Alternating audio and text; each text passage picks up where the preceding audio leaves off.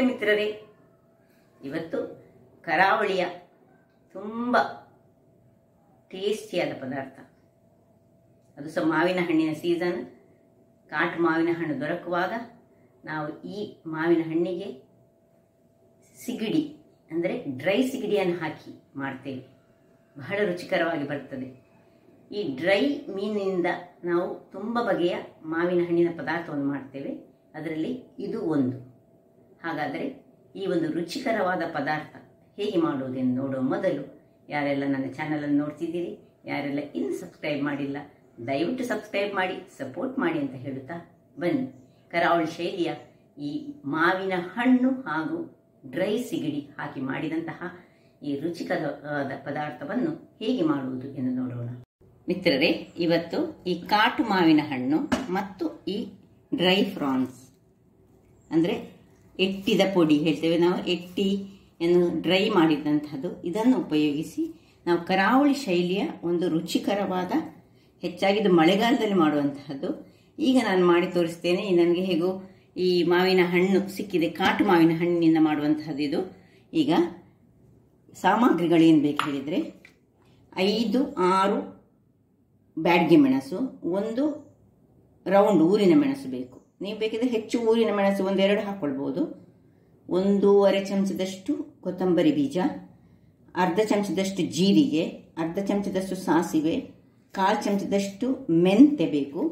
ಇಲ್ಲಿ ಬೆಳ್ಳುಳ್ಳಿ ಒಂದು 5-6 ಪಾಟ್ಗಳಷ್ಟು, ಒಂದು ನೀರುಳ್ಳಿ ಬೇಕು, ನಾನು ಅರ್ಧ ಗಡಿಯಷ್ಟು ತೆಂಗಿನ ತುರಿಯನ್ನು ತೆಗೆದುಕೊಂಡಿದ್ದೇನೆ. ಮತ್ತು ಇದು ಡ್ರೈ ಫ್ರಾನ್, ಇದನಿಗೆ ಚೆನ್ನಾಗಿ ತೊಳೆದುಕೊಂಡು ಫ್ರೈ ಮಾಡಲಿಕ್ಕೆ ಸಹ ಉಂಟು, ನಾನು ತೋರಿಸ್ತೇನೆ. ಅದರ ಮೊದಲು ನಾವು ಈ ಒಂದು ಮಾವಿನ ಹಣ್ಣನ್ನು ಏನು ಮಾಡುವ, ಅದರದ್ದು ಸಿಪ್ಪೆಯನ್ನು ತೆಗೆದು ಅದನ್ನು ಗೊತ್ತಿರ್ಬೋದು, ಅದು ಯಾವತ್ತೂ ಮಾಡುವ ಹಾಗೆ ನಾನೀಗ ಮಾಡ್ತಾ ಇದ್ದೇನೆ. ಇದರದ್ದು ನೋಡಿ ಹೇಗೆ ಇದನ್ನು ತೆಗೆದು ಸಿಪ್ಪೆ ಮತ್ತು ನೀರು ಬೇಕಾದ್ರದ್ದು ಇದನ್ನು ಹೀಗೆ ಬೇರೆ ಬೇರೆ ಮಾಡಿಕೊಳ್ಳೋಣ. ಮತ್ತೆ ಇದನ್ನು ಹಿಂಡ್ಲಿಕ್ಕುಂಟು, ಇದರ ನೀರನ್ನು ಸಹ ಹಿಂಡಬೇಕು, ನಾನು ತೋರಿಸ್ತೇನೆ. ಎಲ್ಲವನ್ನು ಒಮ್ಮೆ ತೆಗೆದುಕೊಳ್ತೇನೆ. ಮತ್ತೆ ಸಿಪ್ಪೆಯ ನೀರನ್ನು ಸಹ ಹಿಂಡಿಕೊಂಡು ನೀರುಳ್ಳಿಯೊಟ್ಟಿಗೆ ಈಗ ಹೇಗೆ ಬೇಯಿಸುವುದು ಅಂತ ತೋರಿಸ್ತೇನೆ. ವೀಕ್ಷಕರೇ, ಇಲ್ಲಿ ನೋಡಿ ಎಲ್ಲ ಸಪರೇಟ್ ಮಾಡಿಕೊಂಡೆ. ಈಗ ಈ ಒಂದು ಸಿಪ್ಪೆಗೆ ಸ್ವಲ್ಪ ನೀರನ್ನು ಹಾಕ್ಕೊಂಡು ಇದನ್ನು ಒಳ್ಳೆ ಹಿಚಿಕೊಳ್ಳೋಣ.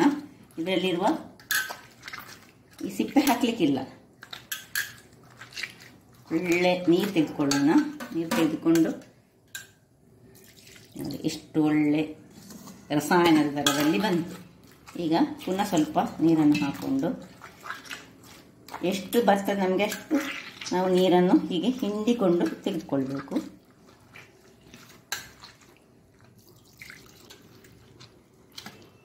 ಇನ್ನು ಇದನ್ನು ಸ್ವಲ್ಪ ಹೀಗೆ ಹಿಂಡಿಕೊಳ್ಳೋಣ.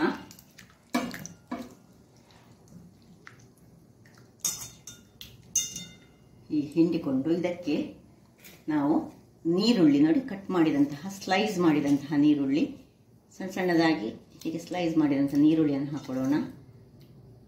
ಒಂದು ಕರಿಬೇವಿನ ಸೊಪ್ಪು ಹಾಕೊಂಡು ಇದನ್ನು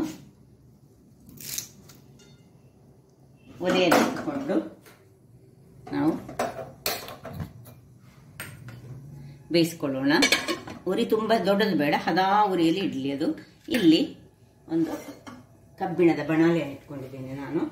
ಕಬ್ಬಿಣದ ಬಣಾಲೆಗೆ ಸ್ವಲ್ಪವೇ ಸ್ವಲ್ಪ ನಾನು ಎಣ್ಣೆಯನ್ನು ಹಾಕೊಳ್ತಿದ್ದೇನೆ.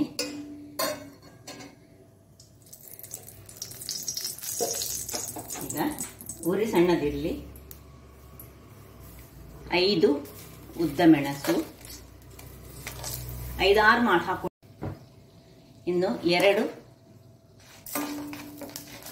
ಊರಿನ ಮೆಣಸು, ಅಂದರೆ ನಾನು ಸಣ್ಣದುಂಟದು ಊರಿನ ಮೆಣಸು, ರೌಂಡ್ ಮೆಣಸು, ಅದಕ್ಕೆ ಸ್ವಲ್ಪ ನಾನು 2 ಹಾಕೊಂಡಿದ್ದೇನೆ. ನಿಮಗೆ ಖಾರಕ್ಕೆ ತಕ್ಕಂತೆ ಸ್ವಲ್ಪ ಹೆಚ್ಚು ಖಾರ ಹೆಚ್ಚು. ಈಗ ಎಲ್ಲ ಕೊತ್ತಂಬರಿ, ಜೀರಿಗೆ, ಮೆಂತೆ ಹಾಗೂ ಸಾಸಿವೆ ಸಣ್ಣ ಉರಿಯಲ್ಲಿ ಸ್ವಲ್ಪ ಫ್ರೈ ಮಾಡಿಕೊಳ್ಳಿಕ್ಕೆ. ಮೆಣಸು ಉಬ್ಬಿ ಬಂದರೆ ಸಾಕು, ನಮಗೆ ಸಾಕು. ಇದನ್ನು ಆಫ್ ಮಾಡಿಕೊಟ್ಟಿದ್ದೇನೆ. ಸ್ವಲ್ಪ ಫ್ರೈ ಆದರೆ, ಇದು ಕಬ್ಬಿಣದ ಬಣಾಲೆ ಅದರಿಂದಾಗಿ ಅದರ ಬಿಸಿ ತುಂಬ ಇರ್ತದೆ, ಅದರಿಂದಾಗಿ ಲೆಕ್ಕಕ್ಕಿಂತ ಹೆಚ್ಚು ಫ್ರೈ ಆಗಲಿಕ್ಕೆ ಇಲ್ಲ. ಇನ್ನು ಅದಕ್ಕೆ ಬೆಳ್ಳುಳ್ಳಿಯನ್ನು ಹಾಕೊಳ್ತಿದ್ದೇನೆ. ಇದಕ್ಕೆ ಹುಳಿ ಅಗತ್ಯ ಇಲ್ಲ, ಯಾಕೆಂದರೆ ಹುಳಿ ಆಲ್ರೆಡಿ ನಮ್ಮದು ಹುಳಿ ಮಿಶ್ರಿತವಾದ ಮಾವಿನ ಹಣ್ಣು. ನೀವು ಸಿಹಿ ಮಾವಿನ ಹಣ್ಣು ಹಾಕುದಾದ್ರೆ ಸ್ವಲ್ಪ ಹುಳಿ ಬೇಕಾಗ್ತದೆ, ಯಾಕಂದ್ರೆ ನಾವು ಸಿಗಡಿ ಹಾಕ್ತೇವೆ. ಈಗ ನೋಡಿ, ನೀರುಳ್ಳಿ, ಅರ್ಧ ನೀರುಳ್ಳಿ ಅಥವಾ ಕಾಲು ನೀರುಳ್ಳಿ, ಎಷ್ಟು ಬೇಕು ಅಷ್ಟು ನೀರುಳ್ಳಿಯನ್ನು ಹಾಕೊಂಡು ಅದರ ಬಿಸಿಯಲ್ಲೇ ಇದು ಇದಾಗಲಿ. ಇನ್ನು ಆ ಬಿಸಿಗೆ ಈ ಒಂದು ತೆಂಗಿನ ತುರಿಯನ್ನು ಹಾಕೊಳ್ತಿದ್ದೇನೆ.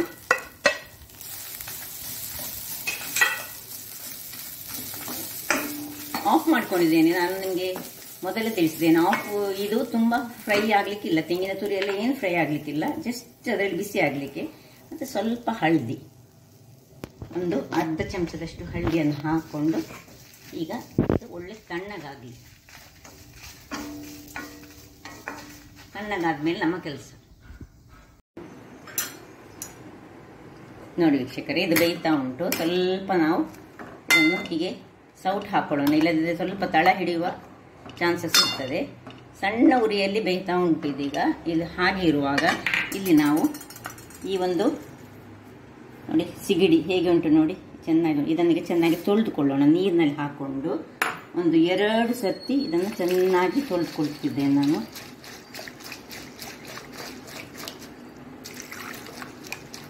ತೊಳೆದು ನೋಡಿ,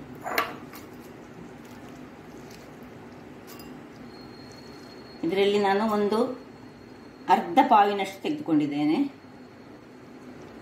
ಅಲ್ಲ, 2 ಪಾವು ತೆಗೆದುಕೊಂಡದ್ದು ನಾನು. ಅದರಲ್ಲಿ 1 ಪಾವಿನಷ್ಟು, ಒಂದು 7 ಮಾವಿನ ಹಣ್ಣಿಗೆ ನಾನು 1 ಪಾವಿನಷ್ಟು ಇದನ್ನು ತೆಗೆದುಕೊಂಡಿದ್ದೆ. ಕಸ ಎಲ್ಲ ತೆಗಿಬೇಕು, ಕ್ಲೀನ್ ಮಾಡಬೇಕಿದೆ ಕಸಗಳನ್ನು.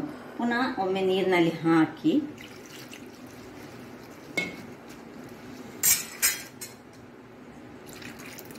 ಇನ್ನು ಒಂದು ಹೀಗೆ ಒಳ್ಳೆ ಬಟ್ಟೆಯನ್ನು ಹಾಕ್ಕೊಂಡು ಇದರಲ್ಲಿ ಇದನ್ನು ಹಿಂಡಿ ಇದರಲ್ಲಿ ಸ್ವಲ್ಪ ಹೊತ್ತು ಸ್ವಲ್ಪ ಡ್ರೈ ಆಗಲಿಕ್ಕೆ ಬಿಡೋಣ ಇದನ್ನು. ಆಮೇಲೆ ಏನು ಮಾಡೋದು ಹೇಳ್ತೇನೆ. ಇದು ಸ್ವಲ್ಪ ಡ್ರೈ ಆಯಿತು ನೋಡಿ, ಇದು ಈ ಒಂದು ಸಿಗಡಿ ಒಣಗಿಸಿದ ಇದನ್ನು ಈಗ ಇಲ್ಲಿ ನಾನು ಗ್ಯಾಸ್ ಆನ್ ಮಾಡಿಕೊಂಡು ಸ್ವಲ್ಪ ಬಾಣಲೆ ಬಿಸಿ ಆಗ್ಲಿಕ್ಕೆ ಇಡ್ತೇನೆ. ಒಂದು ಬಾಣಲೆ ಇಟ್ಟುಕೊಂಡು ಇದರಲ್ಲಿ ತೊಳೆದಿಟ್ಟಂತಹ ಇದನ್ನು ಒಳ್ಳೆ ಫ್ರೈ ಮಾಡ್ಕೊಳ್ಳೋಣ. ಇದನ್ನು ಮೊದಲು ಇದರಲ್ಲಿ ನಾವು ಮಾರ್ಕೆಟಿಂದ ತಂದ ಕೂಡಲೇ ಅದರಲ್ಲಿ ಸ್ವಲ್ಪ ಕಸಗಳೆಲ್ಲ ಇರ್ತದೆ, ಅದನ್ನೆಲ್ಲ ಹೆಕ್ಕಿಕೊಳ್ಬೇಕು. ಅಥವಾ ಸ್ವಲ್ಪ ದೊಡ್ಡ ಇದು ಊರಿನ ಸಿಗಡಿ, ಸಪೋಸ್ ದೊಡ್ಡ ಸಿಗಡಿ ಸಿಗ್ತದೆ ಇದರಲ್ಲಿ ಡ್ರೈ ಅಂತದ್ದು, ಅದರದ್ದು ಮುಖವನ್ನೆಲ್ಲ ಕಟ್ ಮಾಡ್ಕೊಳ್ಬೇಕಾಗ್ತದೆ ನೋಡಿ. ದೊಡ್ಡ ಸಿಗಡಿ ಆದರೆ ಇದರ ಹೀಗೆ ಒಳ್ಳೆ ಮುಖವನ್ನು ಹೀಗೆ ಕಟ್ ಮಾಡಿ ಹಾಕೊಂಡ್ರೆ ಒಳ್ಳೆಯದು ನೋಡಿ. ಸಣ್ಣ ಉರಿಯಲ್ಲಿ ಈಗ ಇದನ್ನು ಚೆನ್ನಾಗಿ ಫ್ರೈ ಮಾಡ್ಕೊಳ್ಳೋಣ. ಉರಿ ಸಣ್ಣಗಿರಬೇಕು, ಕರಟಬಾರ್ದು. ಕರಟಿದ್ರೆ ಸಿಗಡಿಯ ಟೇಸ್ಟ್ ಹಾಳಾಗ್ತದೆ. ಸಣ್ಣ ಉರಿ ಇರಲಿ ನೋಡಿ, ಹೀಗೆ ಒಳ್ಳೆ ಫ್ರೈ ಮಾಡೋಣ.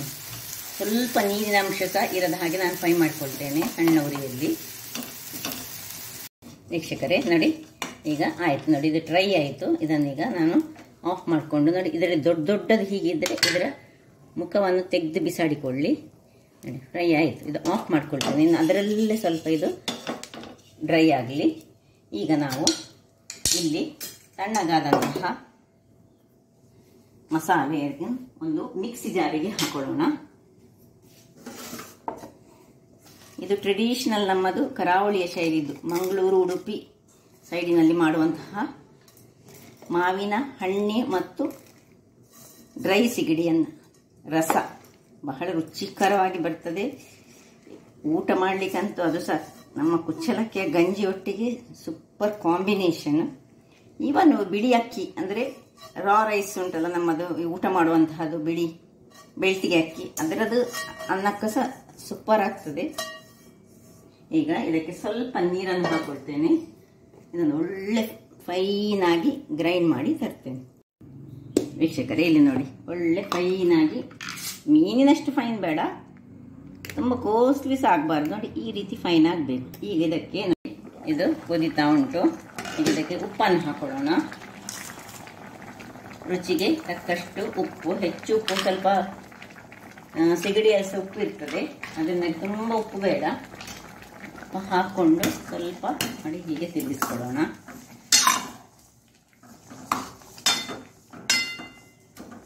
ಅದಕ್ಕೆ ಬೆಲ್ಲಗಿಲ್ಲ ಏನು ಹಾಕೊಳ್ಳಿಕ್ಕಿಲ್ಲ, ಯಾಕಂದರೆ ನಾವು ಸಿಗಡಿ ಹಾಕ್ತೇವೆ, ಅದರಿಂದಾಗಿ ಬೆಲ್ಲ ಹಾಕಲಿಕ್ಕಿಲ್ಲ. ಇಲ್ಲದೆ ಬೇರೆ ಯಾವುದಾದ್ರು ಪದಾರ್ಥ ಆದರೆ ನಾವು ಸ್ವಲ್ಪ ಬೆಲ್ಲವನ್ನು ಹಾಕ್ಕೊಳ್ತೇವಲ್ಲ, ಇಲ್ಲಿ ಬೆಲ್ಲ ಹಾಕ್ಕೊಳ್ಳಿಕ್ಕಿಲ್ಲ.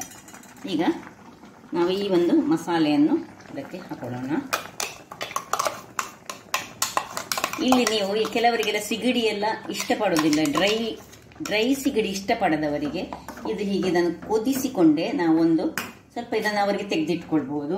ಅಥವಾ ವೆಜಿಟೇರಿಯನ್ಸ್ ಕೆಲವರು ಇರ್ತಾರೆ ಮನೆಯಲ್ಲಿ, ಮೀನು ಎಲ್ಲ ತಿನ್ನದವರು, ಅಂಥವರಿಗೆ ನೋಡಿ ಹೀಗೆ ಇದನ್ನು ಸ್ವಲ್ಪ ಇದಕ್ಕೆ ನೀರನ್ನು ಹಾಕೊಂಡು ಕುದಿ ಬಂದ ಮೇಲೆ ಸ್ವಲ್ಪ ತೆಗೆದುಕೊಳ್ಬೋದು. ಮತ್ತೆ ನಾವು ಈ ಫ್ರೈ ಮಾಡಿದಂತಹ ಸಿಗಡಿಯನ್ನು ಹಾಕ್ಕೊಳ್ಬಹುದು.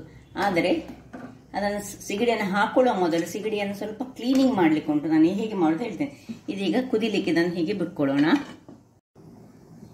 ವೀಕ್ಷಕರೇ, ಇಲ್ಲಿ ನೋಡಿ ಇದು ಒಳ್ಳೆ ಕುದಿತಾ ಬರ್ತಾ ಉಂಟು. ಇಲ್ಲಿ ಕುದಿದೆ ಅದು, ಇಲ್ಲಿ ನೋಡಿ. ಈಗ ಇದನ್ನು ನಾನು ಏನು ಮಾಡ್ತೇನೆ ಹೇಳಿದರೆ, ನೋಡಿ ನೀವು ವೆರಿ ಕೇರ್ಫುಲ್ ಆಗಿರಬೇಕು. ಇದರ ಸಪೋಸ್ ದೊಡ್ಡದಾದರೆ ಮುಖ ಎಲ್ಲ ತೆಗೆದುಕೊಳ್ಬೇಕು. ಈಗ ನೋಡಿ ಹೀಗೆ ಮುಖ ಬರ್ತದಲ್ಲ, ಇದನ್ನು ತೆಗೆದುಕೊಳ್ಬೇಕು. ಸಣ್ಣದಾದರೆ ಸ್ವಲ್ಪ ಹೀಗೆ ಹೀಗೆ ಹೀಗೆ ಮಾಡಿ ಇದನ್ನು ನೋಡಿ ಹೀಗೆ ಹೀಗೆ ಮಾಡುವಾಗ ಈ ಮುಖಗಳೆಲ್ಲ ನೋಡಿ ಸೈಡ್ಸಲ್ಲಿ ನೋಡಿ ಇಲ್ಲಿ ಬರಲಿಕ್ಕೆ ಶುರುವಾಗ್ತದೆ. ಸೈಡ್ಸ್ಗೆ ಬರುವಾಗ ಅದನ್ನೆಲ್ಲ ಸೈಡ್ಸ್ಗೆ ಮಾಡಿಕೊಂಡು ಉಳಿದದನ್ನು ಇದಕ್ಕೆ ಸೈಡ್ಸ್ಗೆ ಬಂದಾಗ ನೋಡಿ ಹೀಗೆ ಹೀಗೆ ಮಾಡಿ ಇದನ್ನು ಹೀಗೆ ಮಾಡಿ ಸೈಡ್ಸ್ದನ್ನೆಲ್ಲ ಈಚೆ ತೆಗೆದುಕೊಳ್ಬೇಕು. ಮುಖ ಬೇಡ ನಮಗೆ, ಎಷ್ಟು ಮುಖ ತೆಗೆದುಕೊಳ್ಳಿಕ್ಕೆ ಆಗ್ತದೆ ಅಷ್ಟು ಮುಖವನ್ನು ತೆಗೆದುಕೊಂಡ್ರೆ ಆಯಿತು. ಅದರಲ್ಲಿ ಏನು ತೊಂದರೆ ಇಲ್ಲ, ನಾವೆಲ್ಲ ಚೆನ್ನಾಗಿ ತೊಳೆದುಕೊಂಡು ಫ್ರೈ ಮಾಡಿದಂತಹದ್ದು, ಅದರಿಂದಾಗಿ ಏನು ಪ್ರಾಬ್ಲಮ್ ಬರೋದಿಲ್ಲ. ಬಟ್ ಹೀಗೆ ಮಾಡಿ ಹೀಗೆ ಹೀಗೆ ಹೀಗೆ ಮಾಡಿ ನೋಡಿ ಡ್ರೈ ಆಗಿದೆ. ಈಗ ಸೈಡ್ಸನ್ನು ಕೆಲವರು ಒಂದೊಂದಾಗಿ ಹೀಗೆ ಬಿಡಿಸಿಕೊಳ್ತಾರೆ ನೋಡಿ, ಹೇಗೆ ಹೋಗ್ತದೆ ನೋಡಿ, ಚೆನ್ನಾಗಿ ಹೋಗ್ತದೆ.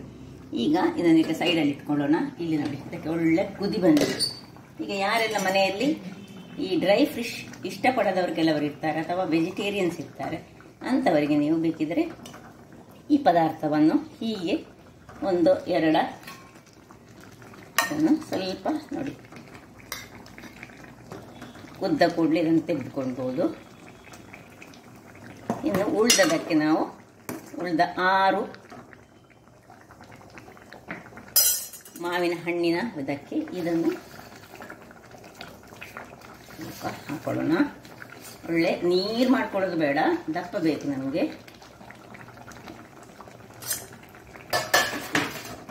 ತುಂಬ ದಪ್ಪ ಆಗುದಾದ್ರೆ ಸ್ವಲ್ಪ ನೀರು ಹಾಕ್ಕೊಳ್ಬೋದು.